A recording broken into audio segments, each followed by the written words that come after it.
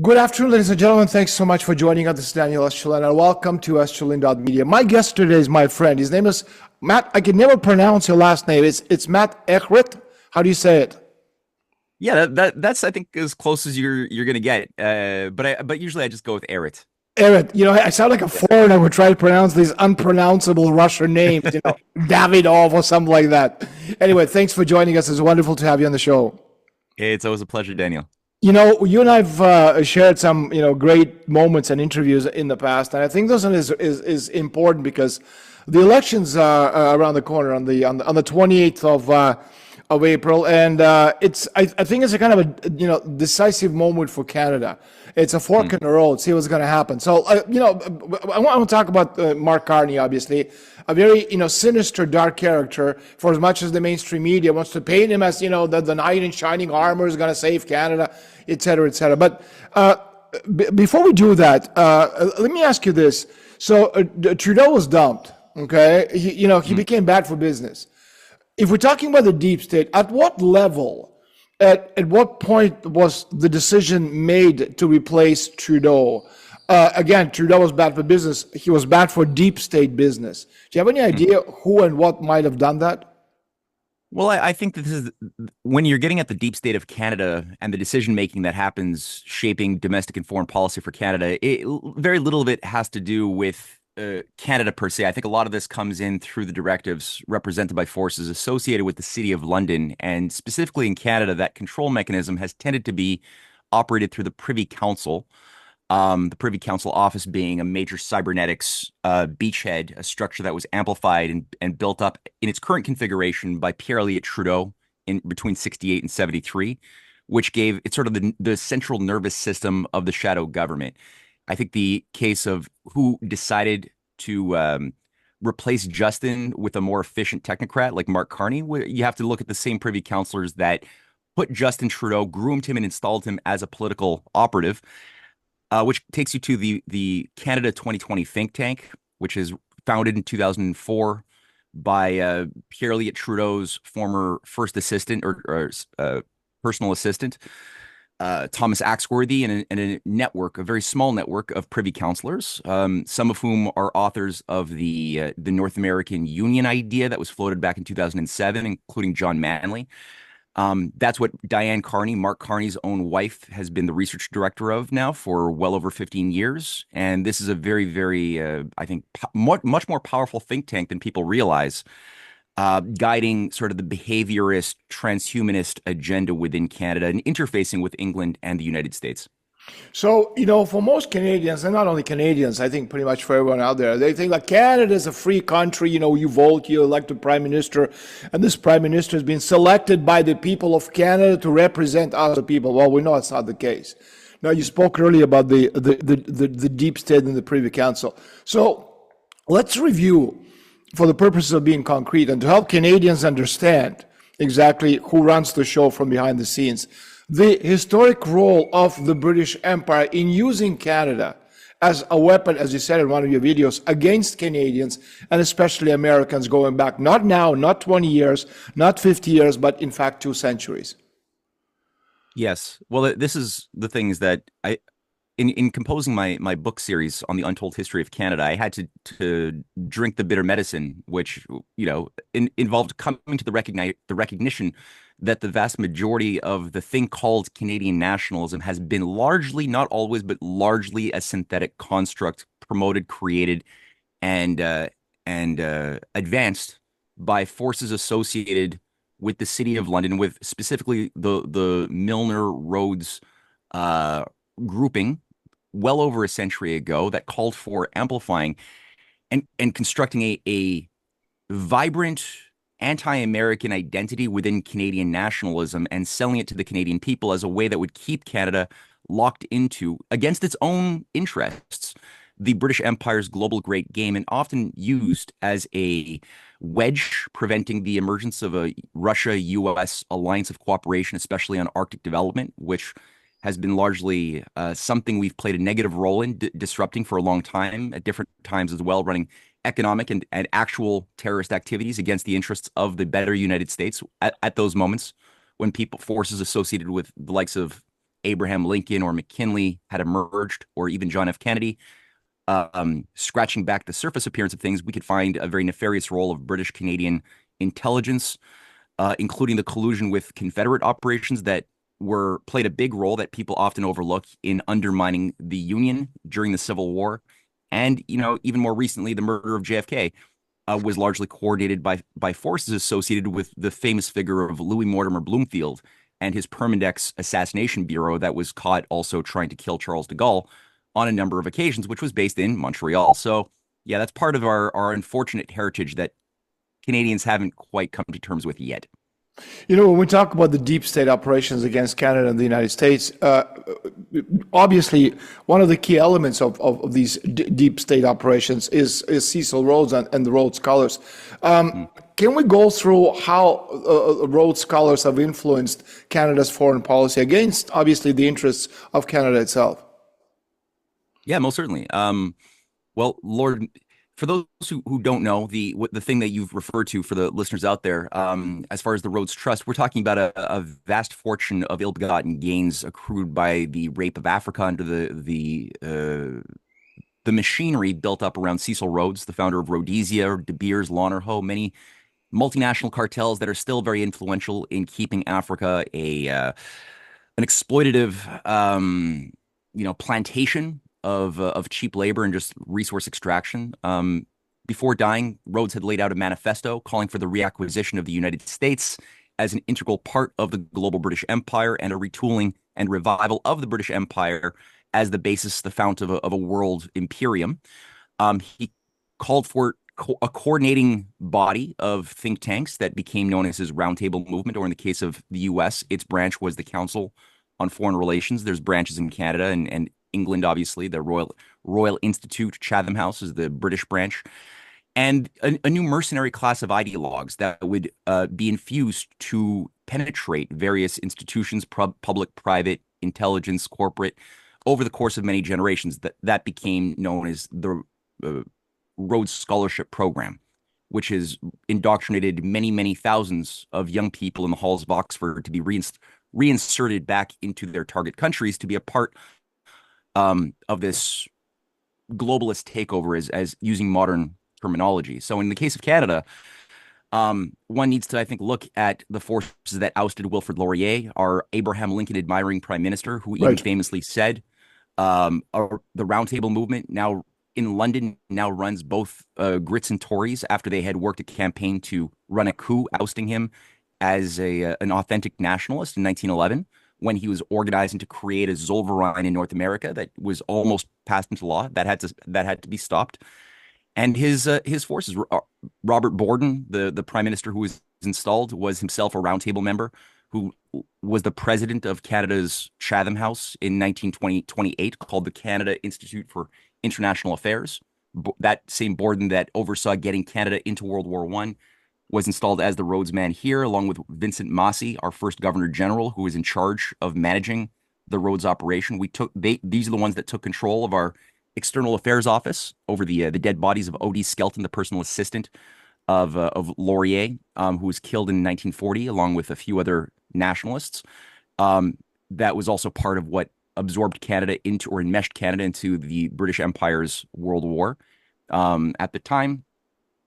And I think that looking at what they've been doing, there's just so many Rhodes Scholars that have played such a nefarious role at undoing every authentically nationalist effort that we have ever had amongst the provinces or amongst the federal leadership, including the ouster of John Diefenbaker, which was a Rhodes Scholar-run operation in 1963 to oust Diefenbaker and install somebody more controlled, which became Vincent Massey's personal assistant, Lester B. Pearson, who was an Oxford man on a Massey scholarship. And everything that came out of that was more downhill brainwashing for Canadians run by Rhodes Scholars. And of course, Bill Clinton was a Rhodes Scholar himself. To most, again, Canadians, I mean, my family lives in Canada, and we've lived when the Soviet Union collapsed. We came to Canada, and although I left Canada in the early 1990s to go to Europe, my family has been there for over 30 years. So so I know Canada. I'm very familiar with the way Canadians think, and so when you explain the things that you and I are talking about, most Canadians, well, the reaction is, another wacky conspiracy theory. And of course, right, the Queen of England calls the Prime Minister of Canada and tells him to do something, and he says, yes, ma'am. So, but obviously, it's not exactly black and white, but this is how it's done. So, how does London, to this day, okay, influence Canada's politics, both foreign and domestic? We talked about Rhodes Scholars, but it's not only Rhodes Scholars; it's a lot more, isn't it? It's a lot more, yeah. It's a bit of a Byzantine shadow government, like I said, and it's you often have to just triangulate, utilizing data because we're not part of the inner echelons of conversation, but certainly the Bilderberger Group or the Bilderberg Group is an important coordinating body that Prince Bernhard, a very close associate with Prince Philip Mountbatten, has played a very very major role coordinating the takeover the dismantling of sovereign nation states and the takeover of the power structures that would formerly be in the hands of sovereign nation states by an unelected technocracy that would often use the cover of profit-making corporations, but would never be animated for profit itself. Now, Prince Philip Mountbatten and Bernhard, not only did they cooperate on such things, which, by the way, I would just add, Mark Carney is also a steering committee member. I was going to say that, yeah, exactly. Right, of the Bilderberger Group, bringing him very closely into alignment with other people who seem to be very much on a different camp. Like, for example, Peter Thiel, who also occupied the position of a steering committee member of the Bilderbergs for a number of years. I think also you got to look at coordinating bodies like the Order of Malta, which, for instance, has an Anglican branch set up in the late 19th century called the Knights of the Order of Saint John of Jerusalem. Yep. Of which the vast majority of lieutenant governors installed as unelected viscounts managing each of the provinces have been always, as part of the job, initiates of the Order of Saint John of Jerusalem, which is again the Knights of Malta, the order, the sovereign order of the Knights of Malta and Rhodes. Which again, according to Wikispooks, at least, I haven't fully verified this. Mark Carney is also a member. Wikispooks has been generally pretty competent. I do have to get a full verification of that one, but these are another aspect, I think, of the management, the coordinating body, so that will interface with such institutions as the Bilderberg Group, that represent interests associated with the City of London, which today, just as in 1776, remains the epicenter, the coordinating body of global financial shenanigans, especially through Britain's control of offshore finance, Cayman Islands operations, many of that which even has penetration into the deep state in China, like Ant Group and the Alipay operation run by Jack Ma. That's again has its base in the British Cayman Islands with the Carlyle Group as one of the top investors of this thing, which has been calling for the overthrow of the Chinese banking system and the insertion of a new technocracy associated with Davos in China. So it's a like this the Spider's Web documentary proved, yeah. It's a global operation. It's an interlocked system, absolutely. And do you think, turning to the United States, when I tell people in interviews that Donald Trump's number one enemy is not China, it's not Xi Jinping, it's not Putin, it's not Iran, it's not Al Qaeda, it's not ISIS, it's London. People look at me, it's like, what are you talking about? They've been friends forever. It's the Anglo-American. No, it's not. Okay, Trump is the face of an alternative project. And do you also see it like that? That Trump's number one enemy is, in fact, London. It's actually a global enemy for everyone on the planet Earth. For us to get along, okay, to actually have, a chance at a much better future, we need to destroy London as the epicenter of evil. Well, I see London has been a sort of the seat of power since especially the death of Queen Anne in 1714. That was, I think, the last time that I saw any serious resistance by an authentic English Renaissance movement, then operating through the figure of Jonathan Swift, Robert Harley, the advisors of Queen Anne, who were champions of republicanism, who sponsored the Republican projects across the ocean in the early colonies that were still fighting for survival. Unfortunately, when Queen Anne died, those groupings associated with Lord Churchill, the Duke of Marlborough, who was the head of the military of England and a leading figure of the Venetian faction that oversaw the takeover of England through their proxies in the Netherlands and installed the Bank of England in 1694. that became sort of the driving force behind the transmogrification of England into a new global empire, the seat of the imperium. And I think the black magicians associated with Robert Flood, earlier Francesco Zorzi, John Dee, and others became sort of the intellectual sort of fusion that allowed for that alchemical transformation of England into an empire. This is what created the Invisible College, for example. The Rosicrucian creation was this network that was managing people like, Isaac Newton.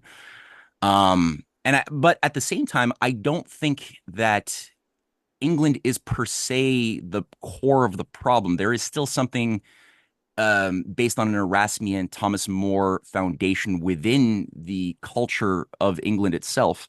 But this has been a parasite that latched on. And I think it's through that we saw that the driving force of the effort to remove Trump in his first term was largely coordinated through the figures of people like Sir Richard Dearlove, Christopher Steele, certainly the British ambassador who got kicked out of America, Sir Kim Darash was a leading coordinator of the steering of or the sabotage of Trump's first administration. That being said, I think that there's a battle over, if you get rid of England as a seat of power, you still have the problem of the deeper functions of the mystery cults that are more than England. You even have unfortunately, things like the leading families associated with the Austro-Hungarian Empire, Empire, the yeah. Habsburg Empire, are still very influential. The Thulin and Taxis family, the Habsburg family directly, and many others still play a very nefarious role. And I do see that there's a certain danger of Trump misstepping, and I think maybe falling into certain traps that are being set for him that might fulfill the wishes of Cecil Rhodes when he called for the recapturing of the U.S. through different means. And I think that partially has something to do with him being, how can I say this, charmed by the proposition of King Charles III to join as an associate member of the British Commonwealth. I mean, do you really see that? I mean, to me, it was funny more than anything Yeah. else. It's like, it's like really funny. Yeah. Canada is part of the Commonwealth. The United States is a republic. It's not a democracy. And so, Yeah. do you think Trump is even aware that these forces are at play? Because I don't often think so. I don't think so. Because when you look at most politicians, they see things in a kind of a very linear progression. And what's at stake here is something, far deeper, far more complicated, far more, dangerous. And historic, because again, Trump knows nothing about history. According to him, the United States won World War II, and they conquered Berlin, and put the American flag in the Reichstag, and so on and so forth. And so when you don't know anything about history, it's very difficult to convince you that history is a very complicated, complex process. That and so, but again, anyway, when we speak of shadow influence in the United States politics, we often refer to people like David Rockefeller, George Soros, but in Canada we also have such people. And they're unseen, then heard to most Canadians, but they're the driving forces behind a lot of the decisions that are made on a supranational level. I'm specifically referring to a man by the name of Maurice Strong. I talked about him a lot. I exposed his, operations, and in my book, Yes. The True Story of the Bilderberg Group, with documents, all kinds of other things. But who is he, and what role has he played in I'd say, defining Canada's future? Yeah, and by the way, I'll just add your work on the Bilderberg Group has been impeccable and very instrumental in my own research as well. So I thank you for the work you put together. The work, the role of Maurice Strong is just it's so underestimated. But Klaus Schwab himself described Maurice Strong as my mentor. Right. He was a co-founder, initiator of the World Economic Forum as sort of a sub-junior branch of the Bilderberger Group, with its own Rhodes Scholarship sort of indoctrination program with the Young Leaders Program, sort of a junior Rhodes Scholarship model.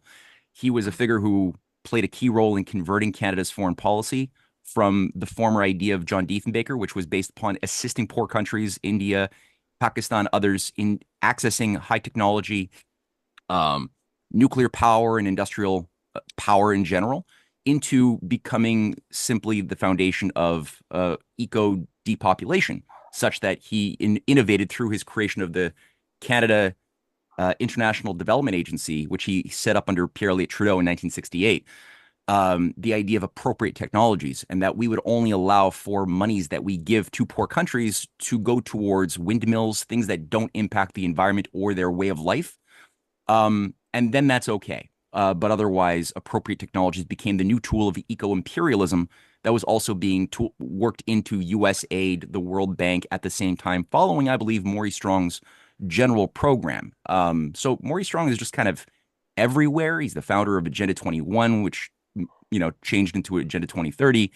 He's a figure who was the father of the Green New Deal in many ways, and one of them, I think, the heir of, or not the heir, the inspiration for the legacy that Mark Carney has been installed to live up to. And so the selection of Carney, again, it's not an accident. Okay, it's a carefully designed plan to take Canada. Question, where?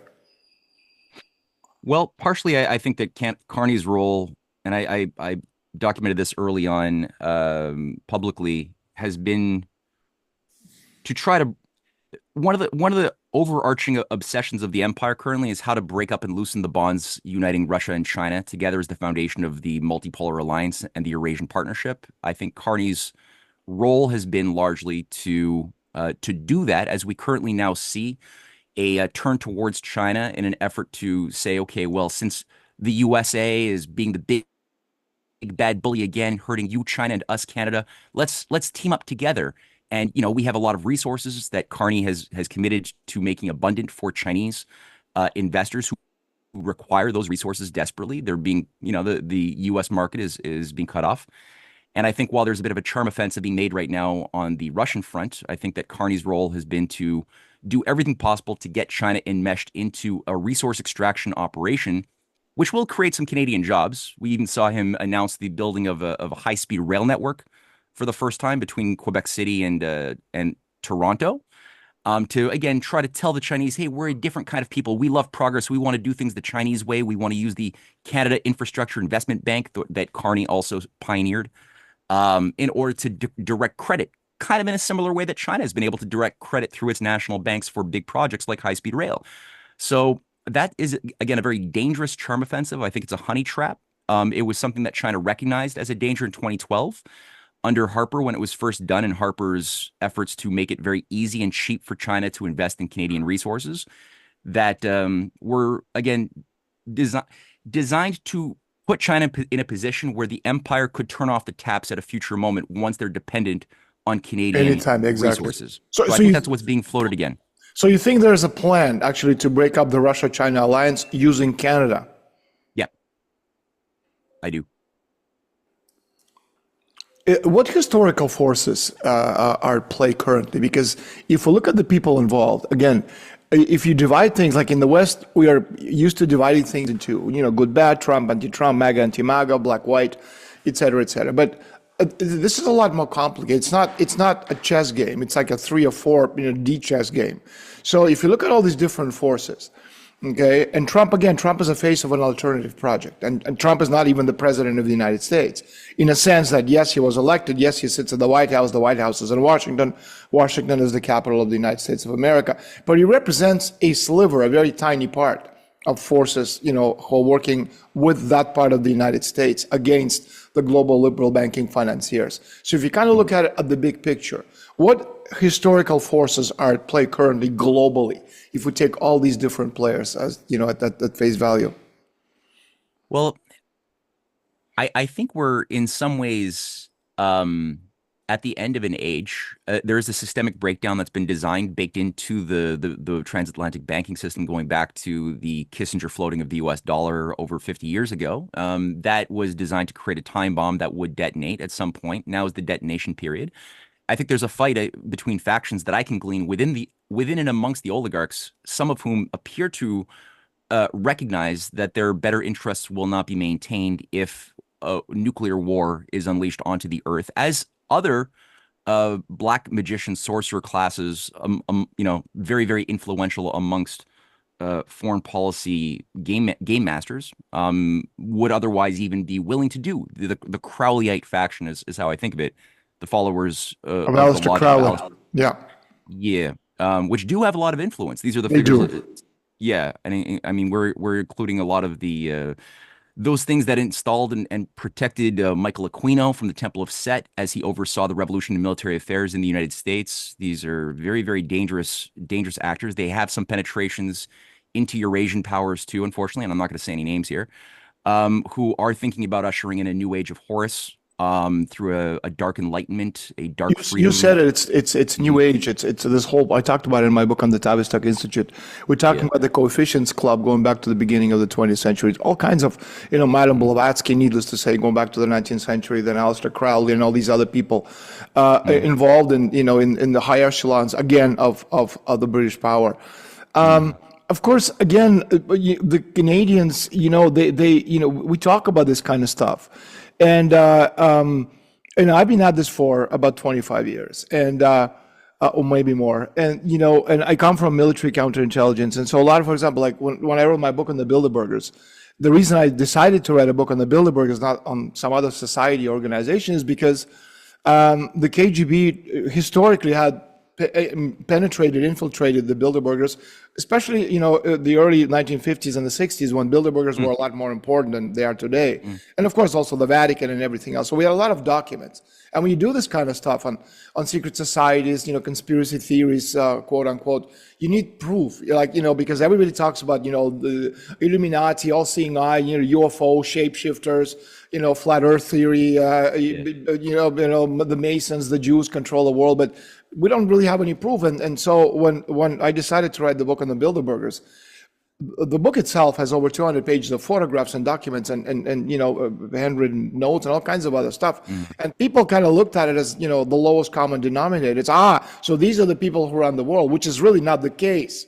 Okay, one of the one of the maladies about writing that stupid book is that yes, it sold lots of copies globally in 72 countries, but on the other hand, it simplified things to a kind Mm. of a silly level where people just took for granted a lot of these processes that you and I are talking about. So my Mm. question to you, it's not that I wanted to deviate into Bilderberg as much. It's, if you look at Canadians in general, and let's leave the Americans out of it. We know they're stupid. Okay, 60% according to Dalio, don't have a grade 6 education. You imagine that 60% of the United States, they didn't finish grade 6. But how did Canada and Canadians become so stupid, so easily manipulable? And again, we can talk about COVID, how they locked us up, and well, they didn't lock me up because I left Canada like 2 days before, they locked the entire country back. But how did we become so easily manageable and manipulable and so afraid and so stupid and so trusting in the government, which has done everything it can to destroy us? Yeah. No, I mean it's we Socrates always made the point that the most important thing is to know thyself and to self-examine every day of our lives. And I think that there's been a culture that has been encouraged to run away from examining the deeper questions of what shapes our identity, to the point that many Canadians still take pride in the fact that we are founded upon the principles of United Empire loyalists that rejected the ideas and ideals of the American Revolution back in 1776. And we have there's many people that I've encountered who take pride in the fact that we've never fought a revolution for freedom, and that we knew that by being patient, freedoms would be granted to us by His Majesty, whomever, with the idea that look at us now. We have a constitution. It has freedoms. We can we have a good standard of living, and they don't look at the fact that a lot of these things they were part our freedoms as they're documented in our founding documents are, literally say that they are given to us by Her Majesty in the BNA Act, and the same thing for the Constitution of 1982. And I think that when you look at the works of people like Lord Milner, who was the primary coordinator of the Roundtable movement in Right. 1909, when he was working with Halford Mackinder, he said, looking at the three possibilities for the future of Canada, he said, 1909, they haven't quite overthrown Wilfrid Laurier yet, but I'll just read it to get it. I think because it gets at the heart and soul of your question. He said, as between the three possibilities for the future of Canada, number one, a closer imperial union that is with the British Federation. Number two, union with the United States, which was the orientation that Wilfrid Laurier was taking Canada. And number three, independence. I believe definitely that number two is the real danger. I do not think the Canadians themselves are aware of it. They are wonderfully immature in political reflections on the big issues and hardly realize how powerful the influences are. On the other hand, I see little danger to ultimate imperial unity in Canadian nationalism, with air quotes. On the contrary, I think the very same sentiment makes a great many, especially of the younger Canadians, vigorously and even bumptiously assertive of their independence, proud and boastful of the greatness and the future of their country, and so forth, would lend themselves, tactfully handled, to an enthusiastic acceptance of imperial unity on the basis of partner states. The tendency, therefore, in my opinion, is to be encouraged, not only as a safeguard against Americanization, but as actually making it, in the long run, for a union of all the Britons. And it's just a solid, arrogant insight into the mind of those who created the Canadian nationalism, especially that which was founded in 1963 as the new nationalism of Walter Lockhart Gordon, George Grant, our a Rhodes Scholar who was the father of Canada's new nationalism, that gave us a false sense of being pride in this Right. Canadian flag without a sense of like what are these broader forces that Milner was so happy that Canadians seem to be totally ignorant of. So I think that Oblivious, that's part of exactly. our problem. Well, if you fast forward 100 years to, it's exactly, it's cut and paste. We're seeing it Mm, today. So yeah. we got about 15 minutes left. Let's talk about Carney. So Mm. who is Mark Carney? What makes him so dangerous? And is he a Canadian patriot, according to mainstream media such as the CBC, or a British traitor in disguise? Oh, I think, yeah. Softball question. Yeah, no, I think Carney is probably one of the more dangerous figures, and many people were very happy, euphoric to see Justin Trudeau announce that he would be stepping down. However, that euphoria was very ill-founded, and I think that was already decided quite some time ago that that would happen because he has been all used up. They used all of the star power of being a princeling, under the son of Right. the mythical, Prime Minister, Lincoln yeah. of Canada, Pierre, his father, who was himself a Fabian Society stooge, very closely allied with this cybernetics Yeah. Rhodes Scholarship cult back in the 60s and 70s. So that was all used up, and the idea has always been, I think, probably back when Carney was still governor of the Bank of Canada, um, to install him as the much more competent, um, Technocrat. yeah, who could be trusted to be alone in a room with Putin or Xi Jinping, whereas Justin could never be trusted to be without his teleprompter and his handlers. Mark Carney is infinitely more competent, thus infinitely more dangerous, and is ideologically, he's known as the eco warrior of central banks. He is ideologically committed to a global Green New Deal, aka mass kill off of the majority of the world population, even though he has just said, pragmatically speaking, that he's not going to go for carbon taxes as he had formerly committed to. That's just a momentary, I think, utilitarian maneuver being Well, it's like done. what they say. Remember when I told you this during the election campaign? Well, I lied. Yeah, exactly. So Exactly. let me ask you about Mark Yeah. Carney and his global green agenda made in London. Yeah. What should Canadians be aware of or look out for?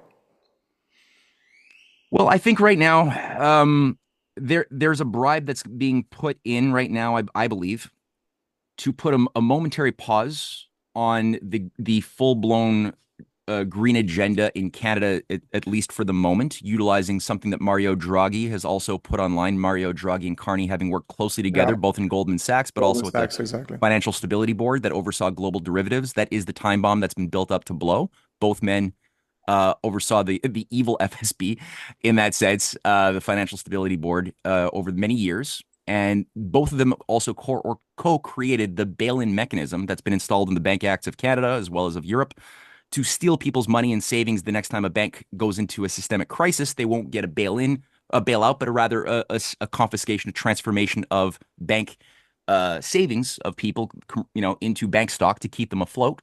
That's a Carney Draghi idea. And there, I believe, is an idea to fight Russia and China, um, as well as retool North America, in a way that requires a temporary unshackling of industrial power.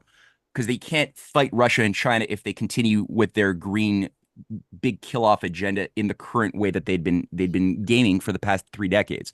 So I think Carney has just announced that he's going to become very favorable to building pipelines again for the first time, ending the moratorium on resource extraction, which might seem on the surface to be different or divergent from his deeper religion of eco-fascism.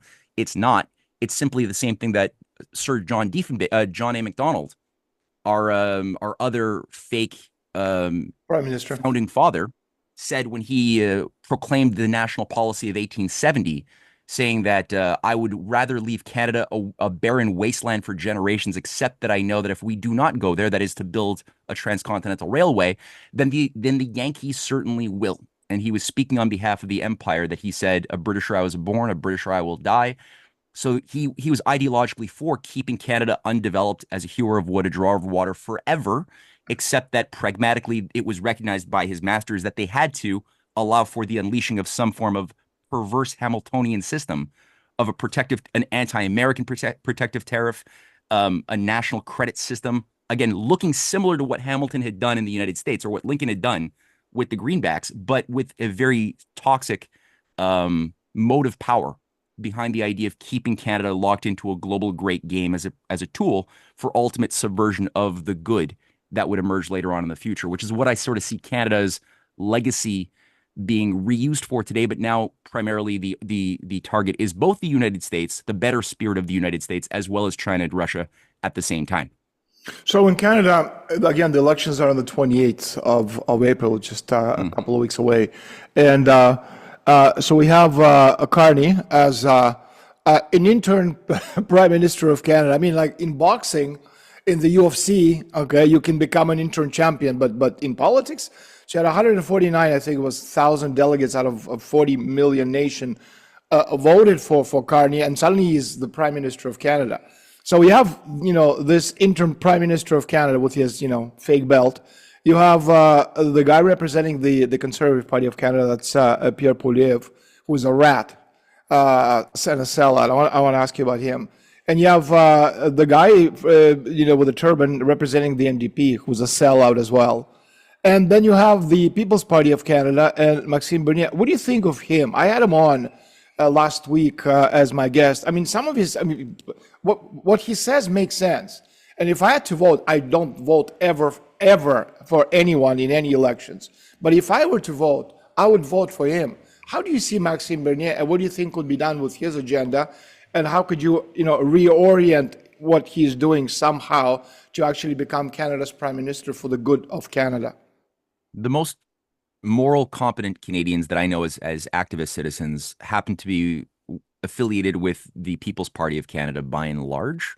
And so I'm giving my support to these people in the upcoming elections. I would say with Max, I think his biggest problem, and I think he's open to criticism, I believe, but his biggest problem is his ideological commitment to the Austrian school of libertarianism that has the view. I mean, he's somebody who's openly talked about his belief in creative destruction, that the Schumpeter thesis that the good can emerge out of chaos and disorder. Order out of chaos, right? Yeah, and that the role of a national government, if he were in power, which is a question I asked him at a public conference, and it's filmed, when I asked him, like, what do you see as the role of the federal government in the context of a shockwave collapse of the banking system? What do you think should be done to either break up the banks or protect the people or anything like that, or even create jobs that are so vitally important to build up the infrastructure of Canada so that we can have a real country again?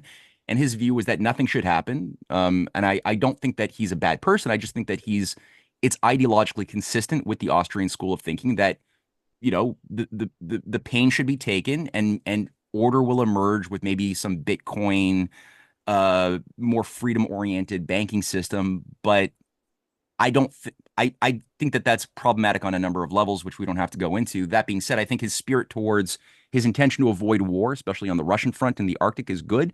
I think his openness to having dialogue around Arctic development in conjunction with the USA and Russia would be very good for Canada. And I think that even though I don't think necessarily his party is going to win, I think that it's possible that some of his representatives could win and become MPs, which could make for a very useful gadfly, speaking truth to power in Ottawa, which is what I really do endorse. I did ask him about what he would do about the monarchy. He said he'd get rid of it. So I think that's a good thing. Again, I think his chances of winning are zero. But the point, as you said, to get representation in the House of Commons. I was going to ask you something else, and I forgot. Well, the problem about the language of economy, there's no one out there really knows what to do, because what we're seeing right now, and I think you and I talked about this the last time I had you on, is what we're seeing right now. We've only seen twice over the past 2,000 years.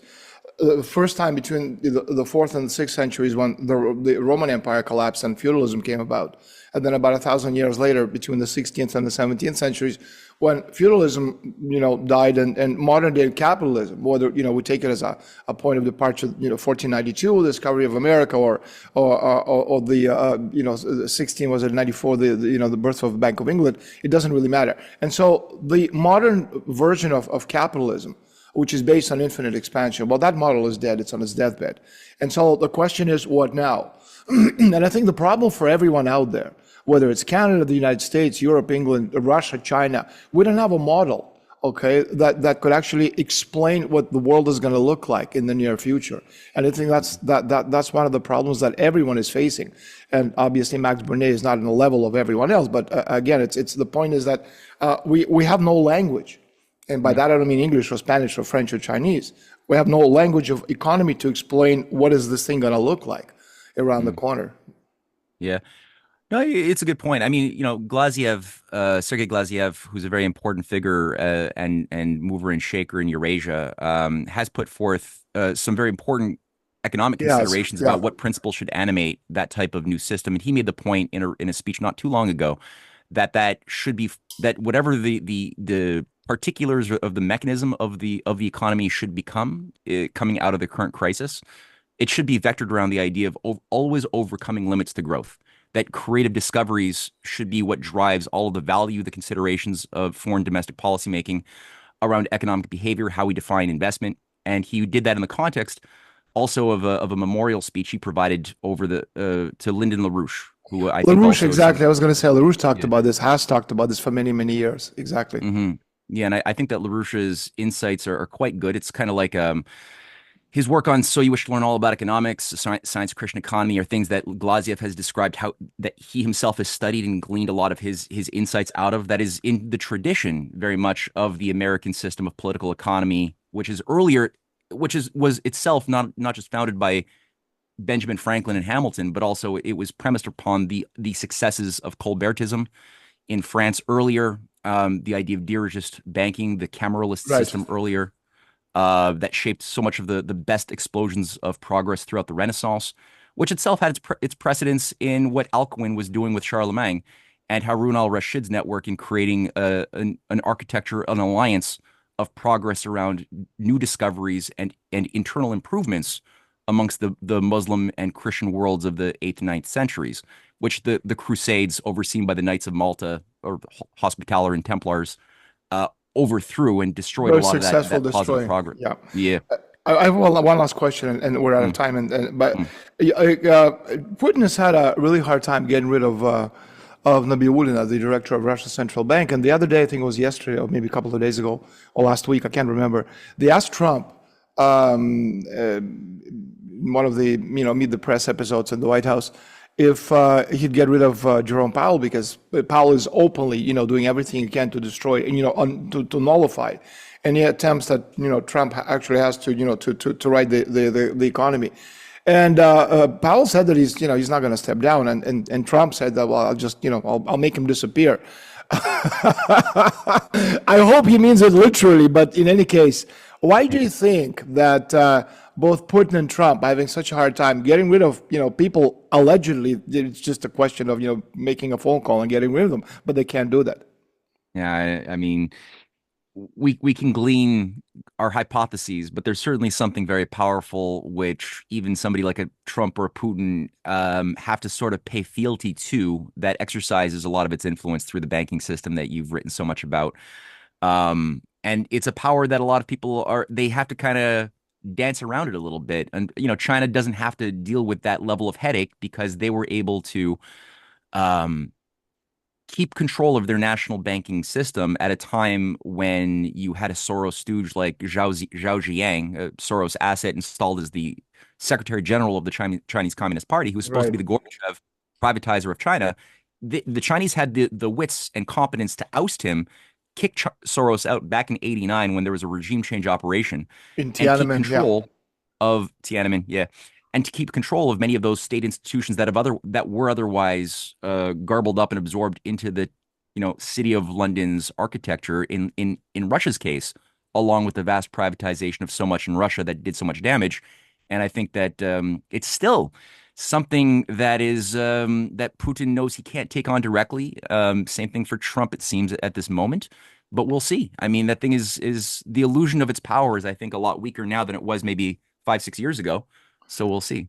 I think I can tell you the reason why Putin can't get rid of Nabiullina. If he were Mm, to get rid of the director of Russia's central bank, I mean, she's been there since 2012. So mm, she's been working creatively to destroy Russia's economy. We have interest rates almost 30%. yeah. And the small and medium-sized business have been totally wiped out. And still, he can't get rid of her. She's the one Mm, responsible for, stashing $300 billion of Russia's wealth in the yeah. West, which was stolen by the West when the war started. And Yeah. and still, she's there. She would have been shot by Stalin, but It's Stalin is. amazing. But Putin is not. But the reason is this: if Putin were to get rid of her and put in her place as the director of Russia's central bank the same Glaziev, for example, International Monetary Fund would immediately, okay, emit a report, and that report would say, the new director of Russia's central bank is an incompetent stooge or boob or whatever you want to call them, and as a result, the credit rating of Russia will go into the stratosphere, okay, and because Mm, private corporations cannot have a higher credit rating than central, government, it would destroy Russia's economy in a matter of days. And also, that's on the one hand, but also there's the other side of it. Uh, Nabiullina twice been voted, the best banker in the world in 2015, and I think a couple of years ago. Not because she's the best banker in the world, as the Western media wants everyone to believe, because she directly works for International Monetary Fund. That's why in 2015, International Monetary Fund, gave her the medal as the best banker in the world for destroying Russia's economy. Russia's economy is going down for the past 10, 12 years. Okay, for 12 years, it's been going down. And yes, you can talk about Russia being able to withstand and so on and so forth, but the economy has been destroyed. There's no middle class. There's no, small, medium-sized businesses. People can't, get engaged. So basically, what the country has been doing is whatever money has been made, taking it to the West, and that's been the operation by the oligarchs, and that's been the objective. And so, if Putin were to do that, okay, one part of it is what I said, but the other part is there are, unsigned agreements between the global elite and Putin. Okay, you keep Nabiullina in place, and she's going to doing this and that, but as a kind of a trade-off, you can use your shadow phantom fleet to move oil and gas and all these other things. Okay, and we're going to look the other way as an example. Okay, there's mm, also a lot of other shenanigans being played. mm, All your buddies, Mr. Putin, that have their money stashed in the West. Yes, we're going to take some of it away and we're going to make it public, but most of them, because they're your buddies, okay, and you get a cut of this money, we're going to leave them alone.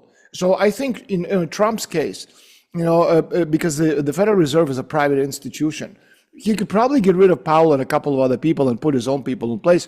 But 10 out of the 12 Federal Reserve institutes in the United States are private, so he can't do anything about it. So he'd have to, actually abandon and nullify and get rid of the yeah. Federal Reserve, which has its own consequences. And all we need to do is just ask John F. Kennedy about what happened when he tried to do that. And so I think Putin will. I think we will know.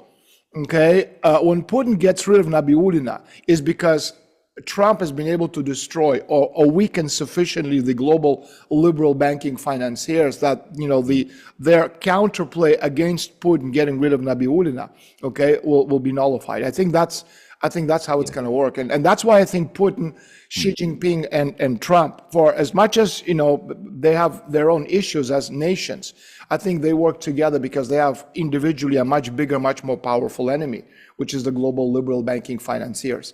Okay, so they need to band together to destroy them, and then they're going to work things out between them. Do you see that as well? I that's that that's a hypothesis that I'm holding on to, and I'm hoping that that hypothesis is solid and that there is back channel coordination going on between Putin, Xi, and Trump. Of course, I haven't discounted the more negative hypotheses either. But that being said, I think you're right. You know, the Federal Reserve is largely owned by a coterie of private Wall Street banks, JP Morgan just being one of them, that has been working as a treacherous agency within America, undermining the best of the United States. And I think in the same measure, it works kind of like a doppelganger, evil version of a Hamiltonian national bank.